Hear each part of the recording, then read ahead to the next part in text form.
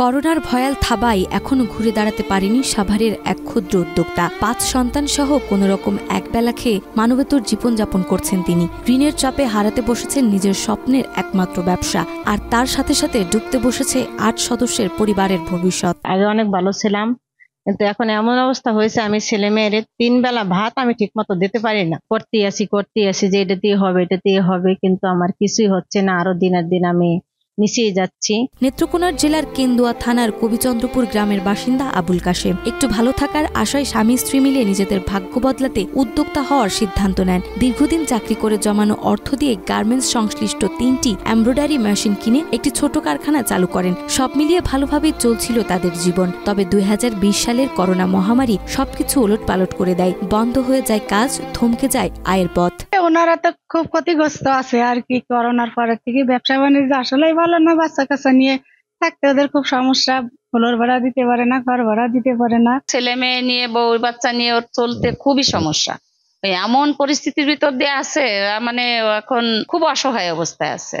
টিকে থাকার লড়াইয়ে কাশেম নিতে বাধ্য হন চড়া সুদের ঋণ। এক পর্যায়ে বিক্রি করে দেন 2টি এমব্রয়ডারি মেশিন। তবুও কমেনি ঋণের বোঝা। 5 সন্তান, তাদের লেখাপড়া, খাওয়া দাওয়া আর ঋণের চাপ সব মিলে চরম দুঃসময় পাড়ি দিচ্ছে পরিবারটি। যেখানে একসময় কারখানা ছিল, সেখানেই এখন বসবাস করছে পরিবার নিয়ে। একটি মাত্র অবশিষ্ট মেশিনও ঠিকমতো সচল রাখা সম্ভব হচ্ছে না অর্থাভাবে। ফলে ধীরে ধীরে হারিয়ে ফেলছেন আগের কাজের উৎসগুলো। আমার 3টা মেশিন ছিল, এমব্রয়ডারি 2টা বিক্রি করে দিছি, একটা নিয়ে অনেক ঋণ হয়ে গেছে। আমার বাসা বাড়ি না, এখানেই থাকি, এখানেই খাই। বাসা ভাড়া দিতে পারি না, কিছুই আমি করতে পারি না, ছেলে মেয়ের লেখাপড়া করাতে পারি না। সংসারের খরচ কমাতে বড় মেয়ের বিয়ে দেন কাশেম। বিয়ের পর মেয়ের স্বামীও কর্মহীন হয়ে পড়লে তারা এসে ওঠেন কাশেমের সংসারে। এই পরিস্থিতি থেকে কোনোভাবে বাঁচার জন্য সমাজের বিত্তবান বা সরকারকে সুদহীন সহায়তার কামনা করেছে আবুল কাশেম ও তার স্বজন। আমি খুব ঝুঁকিপূর্ণের ভিতরে আছি। কিছু দয়াবান ব্যক্তি হয়ে থাকে কেউ এরকম আমার পাশে একটু দাঁড়ানোর জন্য। আল্লাহ ওর একটু ফয়সালা করুক, ও একটু ভালোভাবে ছেলে মেয়ে নিয়ে চলতে পারুক, বাচ্চা নিয়ে ও যেন একটু ভালোভাবে চলতে পারে।